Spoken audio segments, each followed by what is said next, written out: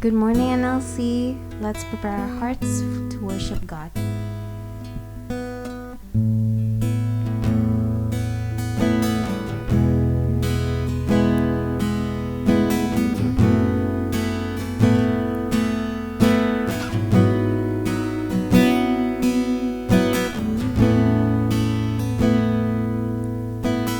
Kemanakah aku dapat pergi, menjauhi rohmu yang suci, kau sahabat,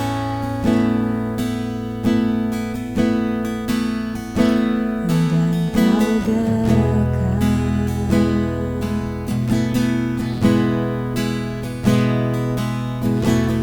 Bahkan seluruh pengertianku tak bisa membalas kesetiaanmu. Kamu mulia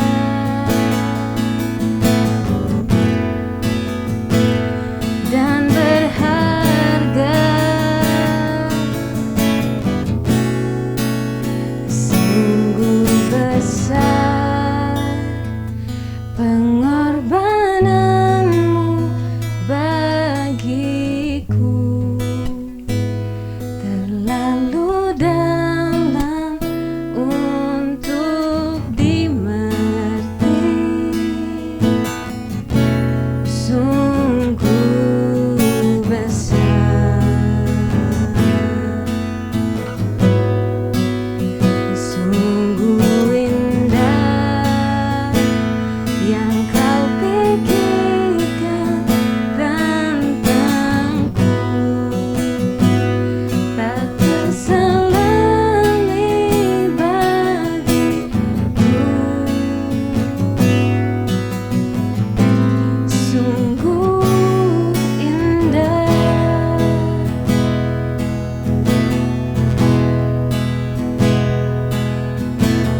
Kemanakah aku dapat pergi, menjauhi rohmu yang suci, kau sahabat,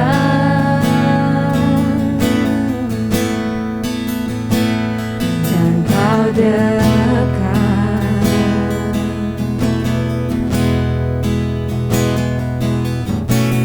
Bahkan seluruh pengabdianku tak bisa membalas kesetiaanmu, sungguh mulia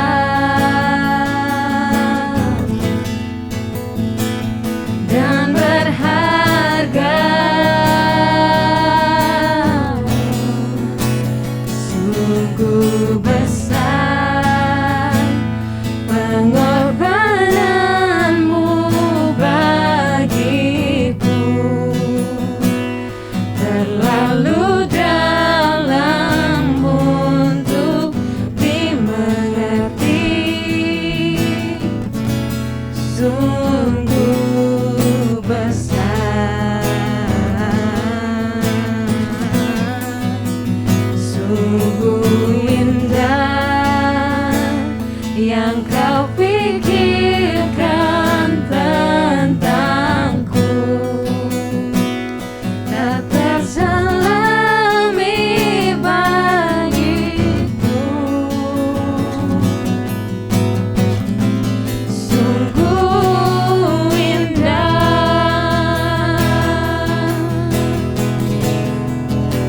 sungguh besar pengorbananmu bagiku, terlalu dalam untuk dimengerti, sungguh besar, sungguh indah yang kau pikirkan tentangku,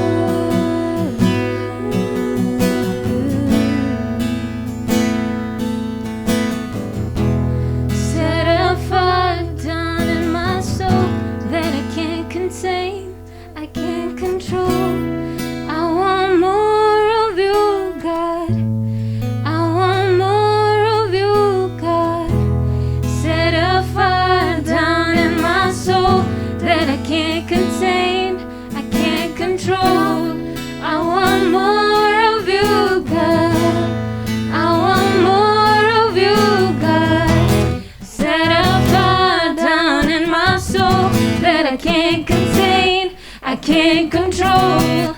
I want more of you, God.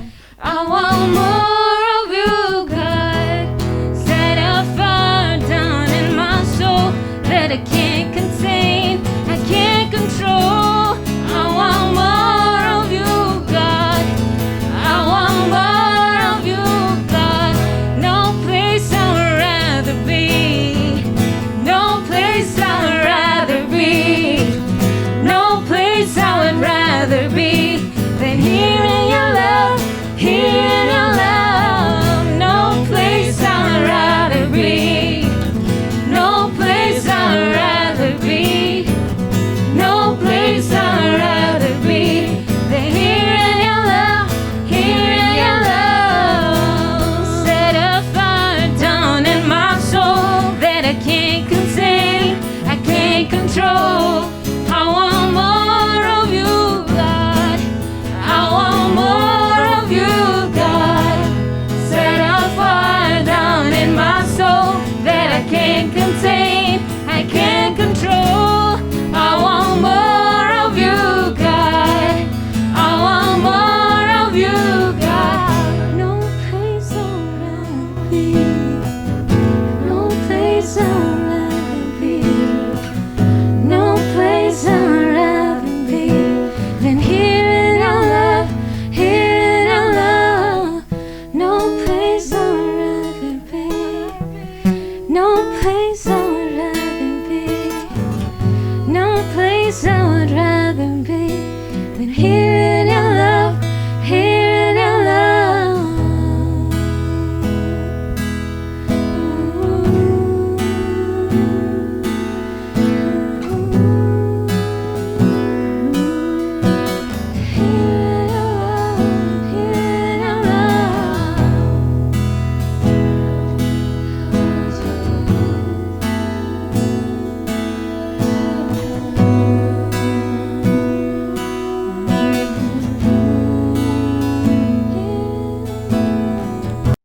Shalom NLC, selamat hari Minggu. Kita masuk di bulan yang baru, di bulan September.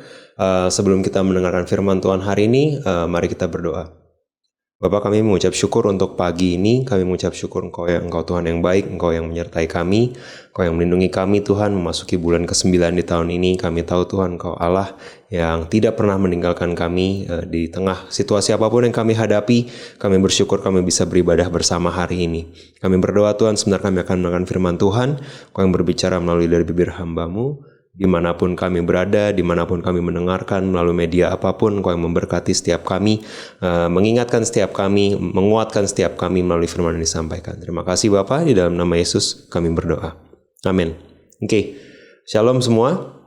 Ini di minggu pertama bulan September. Mau mengingatkan di akhir ibadah hari ini kita ada perjamuan kudus. Jadi buat teman-teman yang di rumah boleh mempersiapkan pengganti anggur dan roti perjamuan. Di akhir nanti kita akan mengadakan perjamuan kudus seperti biasa.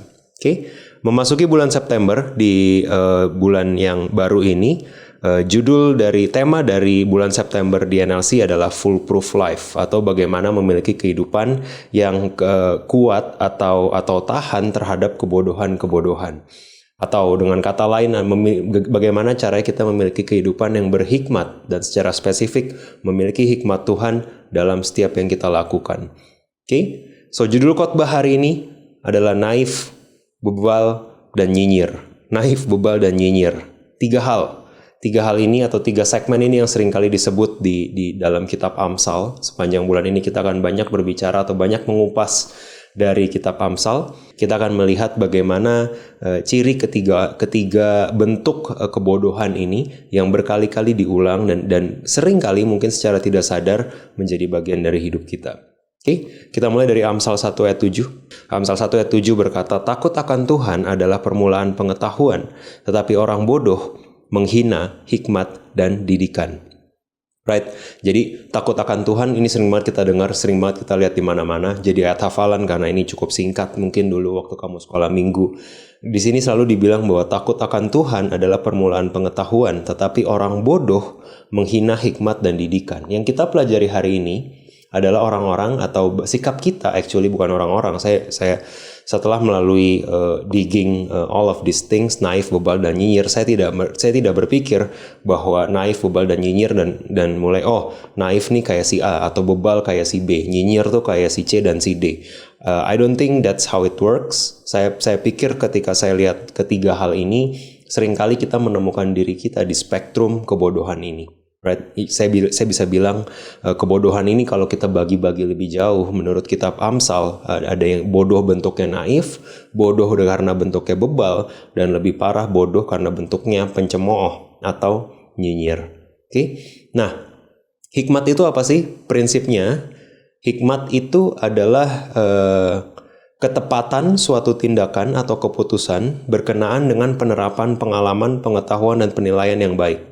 Oke, jadi ketepatan suatu tindakan atau ketepatan suatu keputusan karena ada beberapa hal yang menjadi fondasi pengambilan keputusan atau tindakan tersebut. Di antara lainnya adalah pengalaman, kemudian pengetahuan, dan juga a good judgment atau penilaian yang baik atau kompas yang benar atau value yang benar yang membuat kita mengambil suatu tindakan atau keputusan yang tepat. Seringkali kita dapati bahwa Alkitab nggak pernah ngasih tahu kita bagaimana caranya hidup sebagai generasi sandwich. Alkitab tidak secara gamblang menuliskan bagaimana caranya menghormati orang tua yang mungkin tidak menjalankan kewajiban mereka sebagai orang tua. Alkitab tidak menulis bagaimana kita bersabar mungkin terhadap anak yang super rewel. Alkitab tidak menulis bagaimana caranya kita menangani pengkhianatan dan sakit hati yang berkelanjutan. Alkitab tidak menulis apa yang harus dilakukan kalau sudah 4-5 bulan tidak dapat kerja. Alkitab tidak pernah menulis secara langsung atau secara praktis kantor mana yang harus kita pilih, jurusan apa yang harus kita ambil, pacaran sama si A atau si B. Alkitab in reality tidak pernah menulis sampai di level demikian. Hikmat adalah atau wisdom adalah memiliki keputusan yang tepat atau mengambil tindakan yang tepat meskipun tidak jawabannya tidak hitam di atas putih kita bisa temukan di dalam Alkitab, right? Hikmat, kalau kita dengar mungkin sepanjang bulan ini akan banyak bicara Amsal, mungkin kamu begitu dengar hikmat langsung ingat Salomo, dan kemudian kamu tahu ketika Tuhan datang dan bertanya apa yang kamu mau minta daripada aku akan kuberikan, dan Salomo menjawab aku mau minta hikmat. Right? Dan ini menjadi sebuah cerita yang kita dengar dari kecil, sebuah cerita yang kita tahu bahwa orang yang paling berhikmat adalah Salomo. Kalau ada yang lebih berhikmat, manusia yang pernah hidup dan lebih berhikmat dari Salomo mungkin hanya Yesus gitu kan. Nah, tapi seperti yang kita pelajari dari kehidupan Salomo bahwa hanya karena Salomo start dengan sesuatu yang baik, hanya karena Salomo start dengan hikmat, bukan berarti dia mengakhiri kehidupannya dengan baik. Bahkan kita temui bahwa bisa dibilang Salomo memulai kehidupannya, memulai perjalanan kedewasaannya dengan hikmat, tapi mengakhiri hidupnya dengan kebebalan. Right? So it doesn't matter where you start. You can start at church. Kamu bisa mulai dari lahir sudah di gereja. Kamu bisa mulai dari sekolah minggu, dari kecil sudah sekolah minggu. Kamu bisa pelayanan earlier than many other people. It doesn't matter. It doesn't matter how you start. What matters is how we finish. Right? Karena Salomo mulai dengan hikmat, dia meminta dengan sesuatu yang benar. Namun karena begitu banyak hal, begitu kita tahu bahwa hikmat ini bukan cuma sekedar pengetahuan. So principle, hikmat adalah pengetahuan ditambah ketaatan. Hikmat adalah pengetahuan ditambah ketaatan. So hikmat bukan cuma berbicara soal pengetahuan. Oh, saya mau jadi orang yang berhikmat, saya banyak belajar, saya sekolah yang tinggi, saya sekolah ambil ini, ambil itu, saya ambil kursus, saya baca Alkitab, saya baca interpretasi Alkitab, perjanjian lama, perjanjian baru, doktrinal, semua saya baca. You know, pengetahuan tidak akan membuat kita berhikmat. Can you imagine? Saya cuma mengejar pengetahuan, tapi saya nggak mengejar ketaatan. So, kamu bisa khotbah setiap minggu, kamu bisa sharing tiap minggu, kamu bisa Bible study sana-sini, semua Bible study kamu ikutin, menambah pengetahuan, tapi tanpa ketaatan, hikmat tidak akan kita dapatkan. Right? The other way around. Kejar ketaatan tanpa pengetahuan, sama. Hikmat yang kamu dapat dari siapa pertanyaannya? Karena ada hikmat dunia. right? Karena saya mau taat nih sama Tuhan, tapi kamu tidak pernah berusaha mencari tahu apa yang Tuhan katakan di Alkitab. Saya mau hidup taat, dan yang saya lakukan adalah dengar khotbah tiap minggu dan lain sebagainya. You know what? Ketaatan yang dimaksud di sini bukan ketaatan terhadap Merrick atau ketaatan terhadap your favorite preachers. Ketaatan yang ada di sini adalah ketaatan terhadap apa yang Tuhan mau, right? Sehingga tidak bisa kita tidak bisa mengejar hikmat atau mendapat hikmat dengan menghidupi salah satunya, hanya pengetahuan saja atau dengan ketaatan saja. Oke? Jadi hikmat tidak sama dengan pengetahuan. Alright, lanjut. Jadi ada tiga yang disebut, ada tiga pola sikap yang disebut di dalam kitab Amsal secara berulang-ulang yang akan kita bahas hari ini tentang orang-orang yang menjauhi hikmat, dan saya rasa ini adalah good exercise di awal bulan ini untuk kita tahu apakah ada sikap-sikap di hidup kita yang justru secapek-capek apapun kita mencoba mengerti hikmatnya Tuhan, secapek apapun kita berusaha mengambil keputusan yang menyenangkan Tuhan, actually sikap kita sendiri yang menghindari kita untuk bisa hidup sesuai dengan apa yang Tuhan mau. Oke? Pattern pertama, naif. Pattern pertama, naif. Di Amsal banyak ditulis sebagai orang yang tak berpengalaman, right? Kalau di bahasa Inggrisnya disebut simple, dan ini agak sulit ya. Nah, Proverbs mudah sekali lost in translation, right? Ketika Salomo menulis pertama kali, ditranslate ke bahasa Latin, for example, atau ditranslate ke bahasa Jerman, atau ditranslate ke bahasa kemudian ditranslate ke King James Version, ini ada banyak sekali translasi yang mungkin bisa berubah, sehingga sampai di bahasa Inggris disebut simple man. Ya, simple, we call many things simple. Kita sebut sederhana itu simple. Saya tidak bilang bahwa kita tidak boleh hidup sederhana. This is not that kind of simple, right? Jadi berbahaya sekali kalau ada lost in translation seperti ini. Jadi orang yang simple ini bukan berbicara orang yang sederhana. Kalau di bahasa Indonesia makanya disebut terjemahannya bukan sederhana, tapi orang yang tak berpengalaman. Tapi saya juga tidak sepenuhnya setuju bahwa disebut orang ini adalah orang tidak berpengalaman. Menurut saya kata yang lebih tepat menunjukkan orang yang simple ini adalah orang yang naif, right? Orang yang tak berpengalaman, karena seringkali saya lihat cuma karena dia lebih tua atau cuma karena pengalamannya banyak bukan berarti seseorang tidak naif. Sebaliknya bukan karena ada orang yang ini masih anak kemarin sore, masih baru lulus kuliah, bukan berarti dia orang yang naif. Seringkali bahkan yang lebih muda itu lebih mau belajar, lebih mendengarkan, lebih suka listen to other people, listen to other views dibanding yang sudah tua atau berpengalaman. So, orang yang tak berpengalaman not exactly menggambarkan apa yang dimaksud di Proverbs 14 ayat 15. Ini ditulis bahwa orang yang tak berpengalaman percaya kepada setiap perkataan, tetapi orang yang bijak memperhatikan langkahnya, right? The wise memperhatikan langkahnya, tetapi orang yang naif percaya pada setiap perkataan. Naif adalah orang yang tidak punya pendirian atau tidak punya prinsip, right? Puji Tuhan kalau dia dikelilingi orang yang takut sama Tuhan. Tapi dengan mudah ketika dia keluar, ketika orang ini berada bukan di lingkungan yang takut akan Tuhan, dengan cepat dia akan berubah. Value-nya, kompasnya, moralnya, principles-nya, priorities-nya berubah sesuai sama orang-orang yang ada di sekitarnya. Ini adalah orang-orang yang naif atau orang yang disebut tidak berpengalaman. Atau tidak punya pendirian. Mungkin lebih tepat orang yang tidak punya pendirian. Right? Jadi orang-orang ini hanya kalau kita berpikir bahwa I will do that because that feels good for me. Saya akan lakukan itu karena perasaan saya memang kayaknya oke kok. Kayaknya emang wajar kalau gue marah. Kayaknya wajar kalau gue cabut. Ketika kita mendengar perasaan kita jauh lebih besar daripada principles, atau bahkan karena kita tidak punya principles, kita adalah orang yang naif. Right? Ketika kita berpikir bahwa kita tidak punya opini tentang segala sesuatu, right? Jadi kalau jadi orang Kristen itu, apakah penginjilannya itu kayak gimana sih? Itu saya kurang tahu. Ikut ke gereja aja, tanya sama bapak rohani saya, tanya sama leader saya. Tahu nggak caranya ngusir setan? Oh, kalau itu saya nggak tahu. Saya sih emang Kristen, tapi saya nggak tahu tuh yang gitu-gitu. Coba aja deh ini kontak ini. Gue lagi anxious nih, lagi depresi.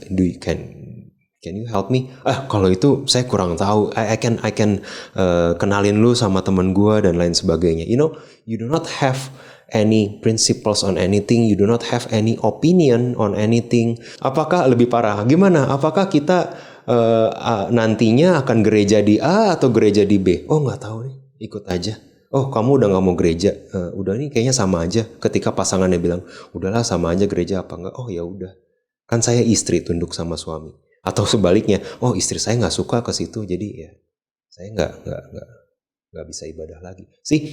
Hal-hal yang ketika orang yang naif, they do not have opinion on anything, they do not have principles on anything, do not take stand on anything.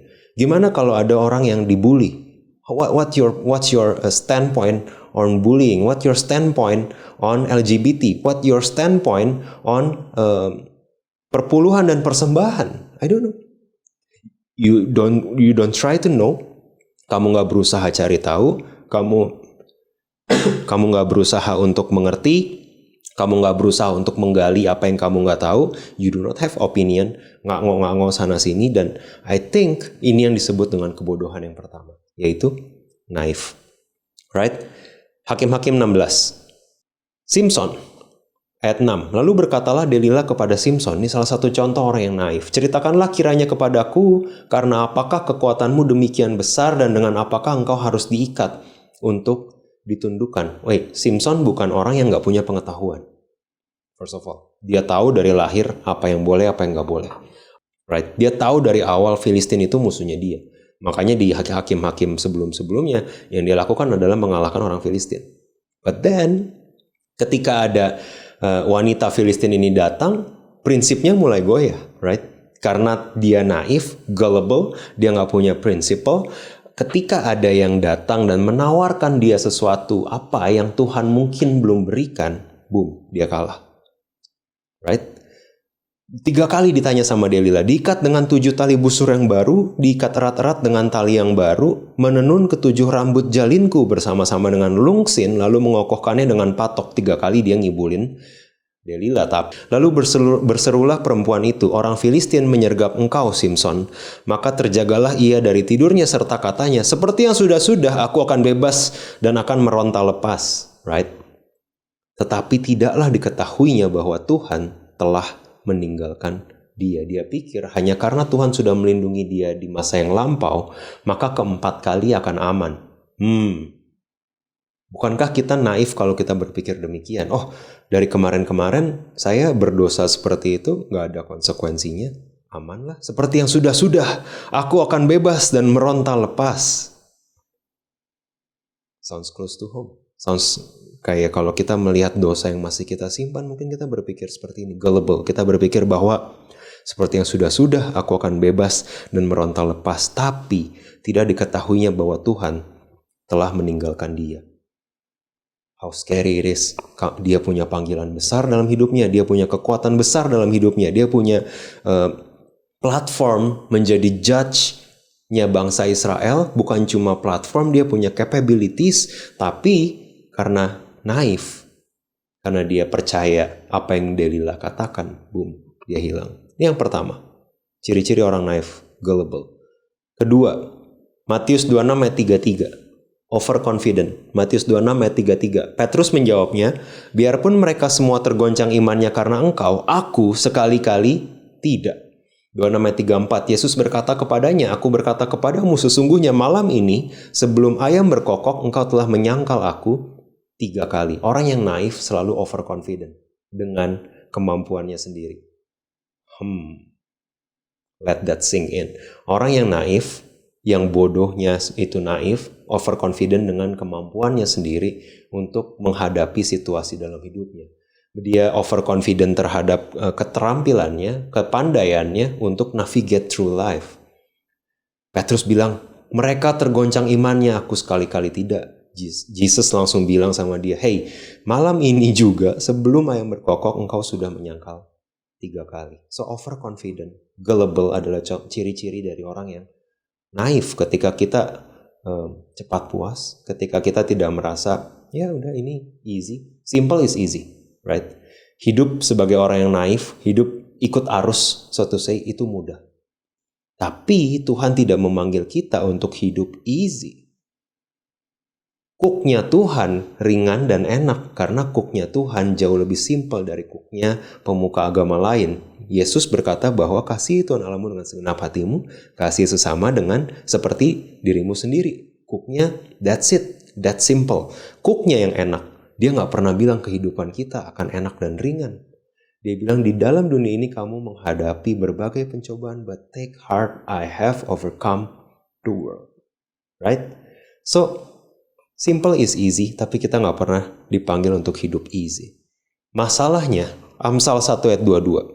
Berapa lama lagi, hai orang yang tak berpengalaman, hai orang naif, kamu masih cinta pada keadaanmu itu. Pencemooh, nyinyir, masih gemar pada nyinyiran, dan orang bebal benci kepada pengetahuan. Amsal 1 ayat 22 berkata bahwa berapa lama lagi kamu yang naif cinta pada keadaanmu itu. Guess what? Orang yang naif cinta pada kondisi mereka because it's very damn easy. It's a simple life. Kamu gak perlu kasih purpose hidup kamu let orang di sekitar kamu make their dreams atau memaksakan mimpi mereka buat kamu. Kamu gak perlu pakai perencanaan, biar orang lain yang merencanakan hidupmu ke depannya gimana. Kamu gak perlu bikin agenda buat apa yang mau kamu kejar dan mau kamu lakukan. You let other people make that agenda for you. Right? It's easy, it's simple. Dan kita cinta karena kamu gak perlu banyak berpikir, gak perlu banyak belajar, gak perlu banyak menggali firman Tuhan untuk hidup naif. It's easy and simple. Makanya di sini dikatakan bahwa orang yang naif cinta pada keadaanmu itu. Oke? Saya akhiri dengan seberapa naifnya saya. This is a questions. These are set of questions yang kita perlu tanyakan buat masing-masing kita. Seberapa naif? Kadar naif kita hari ini berapa sih?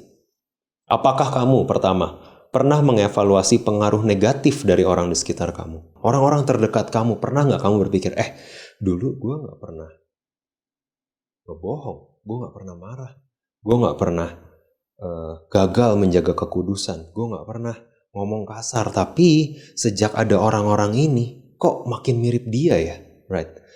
Apakah artinya menjauhi mereka? No. Saya gak pernah bilang kita menjauhi orang yang membawa pengaruh negatif. Kamu ada di situ untuk membawa pengaruh positif. Dan kamu di situ untuk memberikan kasih Tuhan buat mereka. Tapi seberapa sering atau kapan terakhir kamu mengevaluasi pengaruh negatif dari orang di sekitar kamu? Kedua, apakah kamu sering merasa emosional setelah membaca suatu berita yang tak berhubungan langsung denganmu? Right? You just feeling anger. That anger, being angry, emotionally, kamu involved di hal yang tidak berhubungan dengan kamu tanpa mencari tahu fakta, cari informasi lain, menguji apakah berita yang kamu baca satu berguna buat kamu atau enggak. Kedua, itu fakta atau clickbait. Because clickbaits are everywhere today. Right? Ketiga, kapan kamu terakhir kali mempelajari keterampilan atau membuka wawasan baru? Kapan terakhir kali kamu belajar sesuatu yang baru? Orang yang naif akan senang ketika dia wisuda. Because that's the end. No more studying, no more tests, no more evaluation. I can live the way I want today. Right? Kapan terakhir kali kamu mencoba belajar sesuatu yang baru? Keempat, apakah kamu sering kecewa terhadap keadaan atau tindakan orang lain? Saya rasa orang yang naif ditandai dengan gampang banget kecewa. Right? Kalau orang lain mungkin udah dihajar, difitnah, dipecat, masih nggak pahit. Udah cancer, stadium tinggi, masih bilang, hey, have you ever angry to God dengan keadaan kamu? Dan kemudian dia bilang, oh enggak, not once. Saya marah sama Tuhan. Ketika ada orang yang ada di posisi seperti itu dan sekalipun gak pernah kecewa sama keadaan mereka. Dan kita ngantri lama sedikit, marah. Dipotong orang di jalan, marah. Pasangan ninggalin piring kotor, marah. Dengar orang tua nada naik sedikit, tambah tinggi lagi. Hey, I'm not talking about everyone else. What about you and me? Seberapa naifnya kita ketika kita tidak bisa navigate through life. Less about managing and lowering your expectations. It's more about navigating through disappointments. Karena orang yang tidak naif can navigate through disappointments. Kalau kamu lihat seminggu hidup kamu lebih banyak dihabiskan untuk bete, kecewa, marah sama pasangan, marah sama orang tua, marah sama keadaan, marah sama virus, hidup kita tidak foolproof. Bahkan bisa dibilang kita tidak berpengalaman. Oke? Lanjut, pattern kedua. Bebal. Amsal 12 ayat 15. Jalan orang bodoh, di sini bodoh translationnya, tapi actually full lebih ke bebal. Jalan orang bodoh lurus dalam anggapannya sendiri, tetapi siapa mendengarkan nasihat, ia bijak. Amsal 18 ayat 2. Orang bebal tidak suka pada pengertian, hanya suka membeberkan isi hatinya. Right? Jadi orang yang bebal itu selalu merasa jalannya paling lurus, ke satu. Kedua, tidak suka terhadap pengertian. Dia nggak suka kalau dia dikasih tahu. Takes no pleasure in understanding atau rebuke. Lebih suka membeberkan isi hatinya. Ngepost paling suka. Tulis panjang-panjang, marah-marah sana sini paling suka. Paling orang bebal tidak suka pengertian, hanya suka membeberkan isi hatinya. Tidak suka mendengarkan, saya bisa bilang lebih suka, dia tidak suka mendengarkan nasihat. Apalagi nasihat, dengerin curhat orang lain aja nggak suka. Lebih suka didengerin. Lebih suka membeberkan isi hatinya. Ini bukan nyinyiran, ini Amsal 18 ayat 2. Orang bebal tidak suka pengertian, hanya suka membeberkan isi hatinya. Jadi kalau kemana-mana isinya adalah mau curhat sini, curhat sana, kesel sama si ini, kesel sama si itu. If all of your discussion is around that, mungkin kita termasuk ke orang bebal. Right? Ada satu orang di 1 Samuel 25 ayat yang 10 yang namanya Nabal. Nabal actually Hebrews untuk bebal. Tetapi Nabal menjawab anak buah Daud itu, katanya, siapakah Daud? Siapakah anak Isai itu? Jelas-jelas dia tahu Daud itu anak Isai. Pada waktu sekarang ini ada banyak hamba-hamba yang lari dari tuannya. Dia bahkan nyepet. Masakan aku mengambil rotiku, air minumku, dan hewan bantaian yang kubantai bagi orang-orang pengguntingku untuk memberikannya kepada orang-orang yang aku tidak tahu dari mana mereka datang. Newsflash. Tidak mungkin Nabal tidak tahu siapa Daud dan siapa orang-orangnya Daud. Tidak mungkin. Right? Kedua, kalau kamu baca, actually ketika ada pengguntingan hewan-hewan, pengguntingan bulu domba dan dombanya Nabal yang sangat banyak, right? Again, dombanya Nabal ini sangat banyak, dia ada pengguntingan ceritanya, dan kemudian Daud dan tentaranya ngejagain gembala-gembalanya Nabal supaya nggak diganggu atau supaya nggak dibegal, right? Di zaman itu juga udah ada ya preman-preman gitu. Nah, tapi ketika Daud bilang, berikan daripadaku kiranya sedikit apa yang kamu punya, makanan kayak seadanya aja, minuman, makanan. I will take care of your shepherds, but give me some food and water for my men. Tapi kata dia, siapa Daud? Siapa anak Isai itu? Hey, ini adalah ciri orang yang bebal karena dia punya opini bahwa Daud adalah orang yang lari dari tuannya. Dia nggak melihat fakta bahwa Daud bukan seorang fugitif. Karena kalau Daud seorang fugitif, kalau Daud seorang kriminal, yang Daud lakukan apa? Dia bantai shepherdnya Nabal dan dia ambil dombanya. Dia punya tentara loh. Nabal cuma punya gembala. Right? Dia tidak bisa melihat fakta atau informasi bahwa Daud ini punya karakter yang berbeda mungkin dari apa yang dia dengar. Atau berbeda dari apa yang ada di opini dia. But he cannot see it. Karena dia bebal. Right? Padahal dia tahu siapakah Daud, siapakah anak Isai itu. Right? Poin saya yang berikutnya adalah di 1 Samuel 25 ayat-ayat yang di awal dikatakan bahwa Nabal ini sangat kaya. Punya hidup yang baik berbeda dengan punya kehidupan yang baik. Saya breakdown.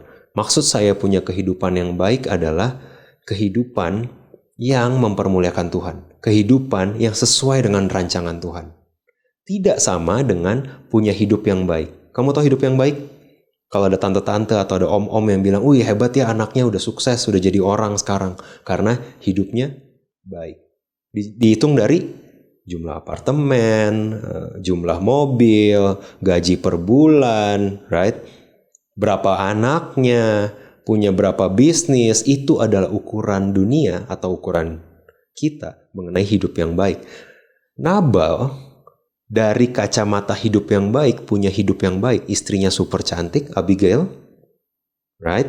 Dia punya gembala sangat banyak, dia punya ribuan domba, hidupnya baik.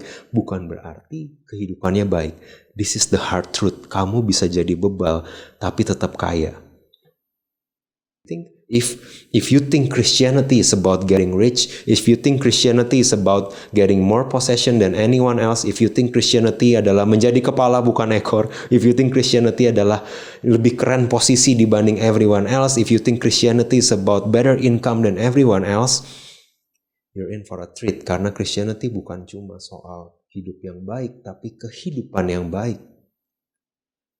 Yang berkenan adalah seorang pelarian, bukan orang yang sangat kaya buat Tuhan. Di dalam 1 Samuel 25 ini. Right? Apakah artinya kalau saya ikut Tuhan saya nggak kaya? That's not the point. You are missing the point. No, that's not the point. The point is, kalau kamu cuma cari kesuksesan, ikut Tuhan supaya diberkati dan supaya sukses. Guess what? Jadi orang bebal pun bisa sukses. Ini disebut common grace. Karena Tuhan kasih hujan dan kasih matahari ke semua orang. Karena hukum tabur tuai itu buat semua orang, percaya Tuhan atau nggak percaya Tuhan. Kalau dia kerja keras, dombanya banyak kayak Nabal. Tapi apakah? Pertanyaannya apakah? Kamu akan merasa fulfill in the end dengan hidup bebal dibanding dengan hidup taat atau hidup berhikmat. Right? Lanjut. Contoh kedua, Keluaran 5 ayat 2. Orang kedua setelah Nabal, a famous guy, Firaun berkata, siapakah Tuhan itu yang harus kudengarkan firman-Nya untuk membiarkan orang Israel pergi? Tidak kenal aku Tuhan itu, dan tidak juga aku akan membiarkan orang Israel pergi. Ini Firaun orang yang actually melihat 10 tulah di depan matanya. Dan dia masih bilang, siapa Tuhan itu? Bahkan ketika dia udah akhirnya ngalah dan lepasin pergi, dia tetap kejar dan mati akhirnya. Right? Karena dia bebal. You know, orang bebal bisa ngelihat 10 mujizat di depan matanya tapi masih kecewa sama Tuhan. That's good. Orang bebal bisa ngelihat Tuhan ngejawab dia, ngelindungin dia, kasih berkat sana, kasih berkat sini, set him apart, set her apart untuk tujuan khusus tapi tetap kecewa sama Tuhan, kecewa sama gereja, kecewa sama komsel leader, kecewa sama youth leader, kecewa sama orang tua. Masih. Orang yang bebal bisa lihat 10 tulah di depan matanya sekalipun, tapi tetap siapa Tuhan itu? Right? So this is the pattern yang kedua. Seorang bebal di Amsal, kalau saya bagi 3, orang bebal, ada bebal terlihat dari pikirannya, perkataannya, dan tindakannya. Amsal 17 ayat 24 berkata, pandangan orang berpengertian tertuju kepada hikmat, tetapi mata orang bebal melayang sampai ke ujung bumi. Orang yang bebal punya kehidupannya sendiri. Orang yang bebal punya realitinya sendiri. Opini yang dia punya, view yang dia punya adalah view yang dia hidupi dan dia tidak mau merevisi view-nya dia. Dia tidak mau merevisi pandangannya dia. Right? Ini orang yang bebal. Pikirannya. Kedua, perkataannya. Orang yang bebal dikatakan di Amsal 15 ayat 2. Lidah orang bijak mengeluarkan pengetahuan, tetapi mulut orang bebal mencurahkan kebodohan. Mulut orang bebal mencurahkan kebodohan. Foolishness above foolishness yang keluar dari mulut orang bebal. Amsal 14 ayat 3 berkata, di dalam mulut orang bodoh ada rotan untuk punggungnya. Menarik. Di dalam mulut orang bodoh ada rotan untuk punggungnya, tetapi orang bijak dipelihara oleh bibirnya. Dari perkataan kelihatan orang bebal atau orang bijak. Apa maksudnya ada rotan untuk punggungnya? Jadi di dalam mulut orang bodoh ada rotan untuk punggungnya. Artinya adalah orang bebal, habis dia ngomong sesuatu, dia merasa, kenapa gue ngomong begitu ya? What did I say? Kenapa gue ngomongnya kayak gitu ya? Kenapa intonasi gue begitu ya? Kenapa pilihan kata gue begitu ya? Akhirnya yang menderita, yang mendapat konsekuensinya bukan cuma orang lain, tapi dirinya sendiri. Makanya dikatakan mulut orang bodoh ada rotan untuk punggungnya. Setiap kali dia ngomong, dia lagi menyakiti dirinya sendiri. Setiap dia ngomong, dia lagi memperburuk reputasinya sendiri. Saya ganti. Setiap kali dia ngepost, dia lagi menghancurkan reputasi dirinya sendiri dan gerejanya dan Tuhannya. Setiap kali dia curhat, dia lagi menghancurkan suaminya, dia lagi menghancurkan istrinya di mata orang lain. Setiap kali dia curhat, dia lagi membuka sendiri luka yang dia rasakan. Dan dia mungkin bilang bahwa dia mengampuni, tapi dengan setiap kali dia cerita lagi dengan mulutnya dia lagi merobek-robek sendiri luka yang sudah Tuhan pulihkan. Di dalam mulut orang bodoh ada rotan untuk punggungnya. Right? Ketiga, tindakan. Amsal 26 ayat 10. Siapa memperkerjakan orang bebal dan orang-orang yang lewat adalah seperti pemanah yang melukai tiap orang. Ini menarik. Bahkan orang bebal dikatakan dalam pekerjaannya dia tidak bertanggung jawab. Mempekerjakan orang bebal kayak pemanah. Kamu pernah nonton film, ada pemanah, kemudian manah-manahin temennya, semua orang. Mau jenderalnya sendiri, mau panglimanya di kanan, panglima di kiri, musuhnya, temennya, teman pemanahnya, temennya yang infanteri, temennya yang naik kuda, semuanya dipanah sama dia. Right? Ini memperkerjakan orang bebal itu seperti ini. Kata Amsal 26 ayat 10. Semua terluka. Semua gagal. Right? Karena orang ini tidak mau belajar. Amsal 26 ayat 11. Seperti anjing kembali ke muntahnya, demikian orang bebal yang mengulangi kebodohannya. Interesting. Seperti anjing kembali ke muntahnya, demikian orang bebal mengulang-ulang kebodohannya. Kenapa mengulang-ulang kebodohannya? Karena orang bebal tidak menerima teguran atau sulit menerima teguran. Oke? Lanjut. Evaluasi. Seberapa bebalnya saya? Oke, ada beberapa pertanyaan lagi untuk mengevaluasi kadar bebal dalam diri kamu dan dalam diri saya. Pertanyaan pertama, apakah ada sikapmu yang kamu tahu salah namun terus kamu lakukan? Itu adalah definisi bebal yang utama. Kedua, apakah kamu biasanya defensif ketika menerima teguran dan nasihat dari orang lain, terutama dari orang yang tidak kamu suka? Right? Apakah kamu defensif ketika menerima teguran dan nasihat, terutama dari orang yang tidak kamu suka? Karena ini exactly yang ahli Taurat dan imam Farisi yang mereka tunjukkan ketika Yesus tegur sana tegur sini. Mereka bilang, who's this guy? Bukannya kita tahu dia cuma anak tukang kayu.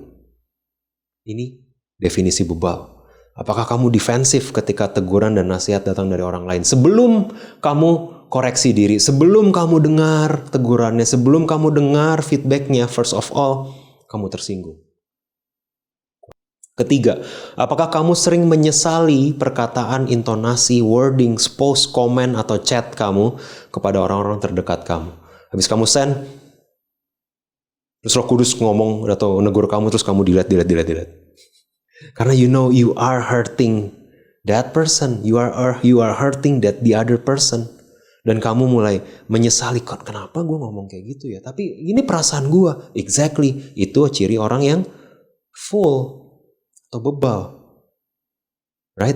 Karena kamu gak pernah belajar. Karena kita gak pernah belajar bahwa hey, wordings matter. Ada waktu-waktu tertentu saya harus off the phone. Ada waktu-waktu tertentu saya harus off dari berbantah-bantahan. Karena yang saya ucapkan mungkin akan menyakiti pasangan saya. Yang saya ucapkan akan menyakiti orang tua saya. Yang saya ucapkan akan menyakiti teman saya. I need to stop. Take a moment, breathe, pray, then I respond again. Keempat, apakah kamu kesulitan mendengar pandangan berbeda dari orang lain? Right? Close-minded, open-minded. Orang bebal definitely close-minded. Gak suka mendengar pandangan orang lain. Gak suka ngelihat aliran orang lain. Gak suka mendengar doktrin yang berbeda. Berbicara atau berdiskusi dengan orang yang punya pandangan berbeda. Yang punya pandangan terhadap finansial berbeda.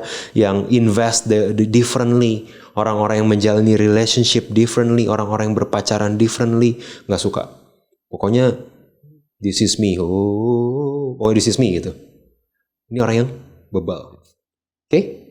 Pattern ketiga. Nyinyir atau mencemooh ini adalah level yang lebih berbahaya kalau dilihat. Karena ini toxic. Right? Amsal 21 ayat 24. Orang yang kurang ajar dan sombong, pencemooh namanya. Si pencemooh itu beda, mungkin nyinyir itu lebih ringan kalau di bahasa Indonesia, tapi pencemooh atau nyinyir yang saya maksud ini lebih berat karena ini yang berasal dari kurang ajar dan sombong. Ia berlaku dengan keangkuhan yang tak terhingga. Right? Amsal 24 ayat 9, memikirkan kebodohan mendatangkan dosa dan si pencemooh adalah kekejian bagi manusia. Hey guys and ladies, Di Amsal 24 ayat 9 ditulis bahwa pencemooh adalah kekejian bagi manusia. Bisa dibilang bahwa orang yang mencemooh atau orang yang nyinyir ini adalah produk reject-nya manusia. Kalau ada manusia, ada 50, ada 100 manusia. Yang di-reject yang mana? Yang sakit, yang cancer, yang miskin, yang penyakitan, yang lumpuh, yang pincang, yang buta, atau yang pencemooh. Kalau menurut Amsal 24 ayat 9, yang di-reject dari QA adalah yang pencemooh. Betapa menyeramkannya ini. Sementara kalau kita lihat hari demi hari, semakin lama semua media yang kita pegang, semua scroll yang kita lakukan, semua typing, semua komen, semua post, semua chat yang kita lihat dan kita lakukan berorientasi pada cemooh atau nyinyir. Right? Scoffer. Kejadian 3 ayat 1. Adapun ular ialah yang paling cerdik dari segala binatang di darat yang dijadikan oleh Tuhan Allah. Ular itu berkata kepada perempuan itu, tentu Allah berfirman, semua pohon dalam taman ini jangan kamu makan, bukan? Right? Nyinyir. Terus Hawa karena nggak pernah, Hawa dengerin firman sambil rebahan, nggak pernah nyatet firman Tuhan, dia juga agak lupa gitu. Bener nggak ya semua pohon nggak boleh dimakan? Atau cuma pohon tertentu? Apa semua? Atau dilihat juga nggak boleh ya? Dia mulai lupa kan. Kemudian Kejadian 3 ayat 5. Si ular ini bilang, tapi Allah tahu kenapa Tuhan nggak kasih kamu makan. Allah tahu soalnya. Pada waktu kamu makan, matamu akan terbuka dan kamu akan menjadi seperti Allah. Tahu tentang yang baik dan yang jahat. Ada contoh nyinyir? Ada. Iblis. Keangkuhan tidak terhingga. Right? Mencemooh. Toxic. Kalau bebal kan terserah. Lu mau dengerin yang benar atau enggak? Kalau gua, jalannya gua sendiri. Bebal. Nyinyir atau pencemooh ini toksik. Dia tidak berhenti di dirinya. Pandangan dia itu spread ke orang-orang di sekitarnya. Buat ular ini spread ke Hawa. Tahu nggak kenapa Tuhan nggak kasih? Soalnya waktu lu makan, lu akan jadi seperti Allah. Dan Allah nggak mau lu jadi seperti dia. Katanya imago Dei, katanya gambaran serupa sama Tuhan. Tapi kok nggak boleh makan buah? Tuhan boleh, kok lu nggak boleh? Kan segambar dan serupa. Iblis sangat pintar dalam mencemooh apa yang menjadi order atau apa yang menjadi perintahnya Tuhan. Right? Nggak ada contoh yang lebih mengerikan buat nyinyir dibanding iblis. Amsal 9 ayat 7. Siapa mendidik seorang pencemooh mendatangkan cemooh kepada dirinya sendiri. Isn't that true? Kalau ada orang lagi nyinyir, terus kamu lihat ada orang yang berusaha memperbaiki atau berusaha memberikan informasi baru, sangat jarang orang yang nyinyir akan bilang, oh iya juga ya. Guess what? I think you're right. Is this new? No, it's not new. Amsal 9 kayak lagi bicara keadaan di tahun 2021. Siapa mendidik seorang pencemooh mendatangkan cemooh kepada dirinya sendiri. Mendidik si nyinyir malah dinyinyirin. Wow. Ancient wisdom. Amsal 14 ayat 6, si pencemooh mencari hikmat tetapi sia-sia. Ini yang berbahaya. Kalau kamu dan saya mendapati kita mulai jadi orang yang nyinyir, kita bisa mencari hikmat tapi sia-sia. Sedangkan bagi orang berpengertian, pengetahuan mudah diperoleh. Amsal 15 ayat 12, si pencemooh tidak suka ditegur orang. Ia tidak mau pergi kepada orang bijak. Dia tahu orang-orang mana yang berbeda pandangan, yang akan menegur dia, akan membuat dia bertobat, akan menasihati dia untuk berubah jalannya, dan dia tidak mau pergi kepada orang-orang tersebut. Dia lebih suka cari teman, cari teritori, cari geng yang bisa berpikiran atau dia influence untuk berpikir sama sinisnya dengan cara dia berpikir. Wow, nyinyir is a very dangerous trait. Tidak suka ditegur, mencari hikmat tapi sia-sia. Paling parah, Amsal 22 ayat 10. Usirlah si pencemooh, maka lenyaplah pertengkaran, dan akan berhentilah perbantahan dan cemooh. Kadang-kadang kalau ada keributan, ribut, berantem di tengah organisasi, di tengah suatu badan, sebuah tim tertentu ribut. Kadang-kadang seringkali yang kita lihat adalah cari root cause-nya nih. Masalahnya apa sih sebenarnya? You know what? Kamu bisa sampai botak budek, cari root cause. Amsal berkata kadang-kadang root cause-nya adalah si pencemooh di situ. Ketika si pencemoohnya diusir, pertengkarannya selesai. Meskipun masih berbeda pandangan. Wow. Kadang-kadang isunya tuh nggak ada. Isunya karena ada orang yang nyinyir dan ada pencemooh di tengah-tengahnya. Sehingga pertengkaran selalu ada. Atau lebih parah. Kamu mulai sadar. Kamu mau menikah sama seorang pencemooh. Atau kamu sudah menikah sama seorang pencemooh. Sehingga you have no way out. Sudah nikah, no way out. Tenang, ada Roh Kudus dan ada Tuhan Yesus. Kalau yang belum menikah, wow, saya nyinyir misalkan. I need to repent. Saya enggak, ya, atau pasangan kamu nyinyir, atau kamu nyinyir. Biasanya nyinyir menarik terhadap nyinyir-nyinyir lainnya. Jadi mungkin take a look at yourself. Kalau saya nyinyir, I do really need to repent. Usir si pencemooh, lenyaplah pertengkaran. Right? Karena si pencemooh ini biasanya tidak menyampaikan secara langsung keberatan dia. Si pencemooh biasanya cari teman. Si pencemooh biasanya menginfluence pemikiran orang lain, makanya timbul pertengkaran. Right? Usir si pencemooh, maka lenyaplah pertengkaran. Wow. Oke. Evaluasi. Seberapa nyinyirnya saya? Beberapa questions yang kita bisa tanyakan. Apakah saya mendahulukan kepentingan diri sendiri lebih daripada kepentingan orang lain? Itu ciri pertama orang yang nyinyir dan sombong. Kedua, apakah saya mencintai diri sendiri dan menjadi hamba uang?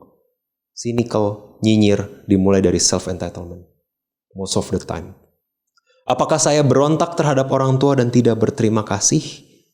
Apakah saya tidak lagi merasa ibadah dan gereja relevan? Apakah saya lebih suka membalas daripada menegur? Ini yang penting. Apakah saya lebih suka membalas? Saya nggak akan bilang langsung kalau kamu salah. Saya akan cari cara supaya kamu merasakan bodohnya kamu. Wow, ini manipulator / nyinyir / pencemooh. Karena orang yang mencemooh ini menimbulkan pertengkaran. Dia nggak punya cukup bravery untuk ajak orang dan bilang, hey, I do not like what you do. I do not like what you say. Yang pencemooh lakukan adalah mencemooh di belakang, menyinyir di belakang. Dan timbul pertengkaran. Apakah saya lebih suka membalas daripada menegur? Right? I do feel every one of us, kita punya kadar naif sendiri. Punya kadar bebal sendiri dan kadar nyinyir sendiri. We are a fool. But if we are a fool, let's be a fool for Christ, right? Kalau kita bodoh, kalau kita naif, let's be naive for Christ. I do not understand many things, but I choose to be a fool and be faithful buat Tuhan. Yesus Kristus, right? So naif, bebal, dan nyinyir, right? Dan kita mendapati, wah, it's very difficult God untuk bisa menghilangkan kebebalan, kenaifan, dan kenyinyiran ini. So what should we do? Saya tutup dengan satu ayat. Yakobus 1 ayat 5. Yakobus 1 ayat 5. Tetapi apabila di antara kamu ada yang kekurangan hikmat, hendaklah ia memintakannya kepada Allah, yang memberikan kepada semua orang dengan murah hati dan dengan tidak membangkit-bangkit. Maka hal itu akan diberikan kepadanya. Tuhan kita bukan Tuhan yang minta hikmat lagi. Mana aja kemarin gitu. Itu nyinyir. Tuhan kita bukan Tuhan yang nyinyir. Tuhan kita gak membangkit-bangkit. Dia memberi kepada semua orang dengan murah hati. So, the next time you're in the crossroad untuk sebuah pilihan besar dalam hidup kamu. The next time you want to make a big decision in your life. The next time even not a big decision. The next morning, the next Monday morning, kamu bangun. Dan kamu mau kerja. Kamu mau lanjutin bisnis kamu. Kamu mau mulai cari kerja lagi. Kamu mau study lagi. Hey, ingat Yakobus 1 ayat 5. Apabila di antara kamu ada yang kekurangan hikmat, hendak ia memintakannya kepada Allah. Allah kita, Allah yang generously will give that wisdom to us. Karena takut akan Tuhan adalah permulaan wisdom. Right? Mari kita berdoa. Bapak, kami mengucap syukur untuk firman yang kami dengar. Hamba-Mu selesai berbicara. Roh Kudus yang materaikan menjadi penguatan buat kami, mempertobatkan kami dari kenaifan kami, kebebalan kami, kenyinyiran kami. Biar kami bisa melihat Tuhan kami semakin lama semakin serupa Kristus dan melepas manusia lama kami hari demi hari sampai Engkau menyempurnakan kami sama seperti Kristus. Kami mengucap syukur Tuhan, sebentar kami akan menerima perjamuan. Biar melalui perjamuan yang kami terima, kami bisa merasakan Engkau, bisa ingat akan kematian-Mu, ingat akan karya-Mu yang begitu besar dan scandalous, dying for us even if we are not full of wisdom, dying for us even if we are naive, dying for us even if we are even if we are full of scorn and scoff. Kami mengucap syukur Kau Tuhan yang setia. Sebab apa yang telah kuteruskan kepadamu telah aku terima dari Tuhan, yaitu bahwa Tuhan Yesus pada malam waktu Ia diserahkan, mengambil roti dan sesudah itu Ia mengucap syukur atasnya, Ia memecah-mecahkannya dan berkata, inilah tubuhku yang diserahkan bagi kamu, perbuatlah ini menjadi peringatan akan aku.